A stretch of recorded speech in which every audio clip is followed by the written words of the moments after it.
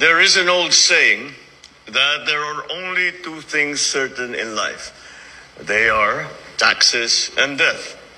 It is now time to add perhaps one more item to that list, and that is change. The rapid change in our digital landscape has created a gap in our tax system. Today, we signed the Value-Added Tax and Digital Services Law, and we are now bridging that gap. With this law, we say that if your presence in the Philippine market is as real as your profits, then your tax responsibility should also be equally tangible. But make no mistake, we are not imposing new taxes.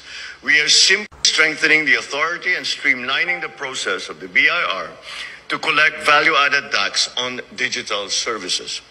This includes digital media, digital music, digital video, video on demand, and digital advertising. Dagdag tax na naman, di ba? Recto yan eh, no? Tatak recto. Di ba si Recto din yung parang nag-propose or dahilan, di ba? Bakit nadagdag yung tax natin dati? At ngayon na naman, magdadagdag na naman sila ng value-added tax sa mga digital platforms.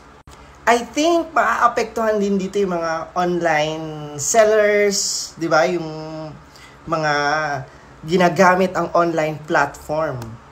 Alam niyo mga Lods, wala naman sanang problema yung magdagdag ng tax eh. Kasi di ba sa ibang bansa, malalaki din yung taxes na binabayaran. Pero dapat equally, di ba? Dapat mataas din yung benepisyo, mataas ang sweldo, di ba? Dapat equal. And at the same time, di ba, yung mga gamot, accessible dapat, di ba? Yung mga importanteng benepisyo na kailangan ng mga Pilipino. Mga gamot, 'di ba? Yung mga sa hospital, 'di ba? Lalo na yung mga kababayan nating may mga malubha at malalang karamdaman na hindi na nila kailangan, 'di ba? Na hindi na nila kaya pa pagdating sa financial.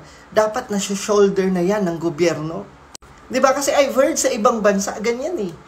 Diba? So, walang problem kung tataas ang tax basta yung benepisyo ramdam talaga ng mga Pilipino. Hindi yung patataasan nyo na naman ang tax. Tapos, after, diba, ano ang benepisyo na pwedeng maibigay niyan sa mga Pilipino?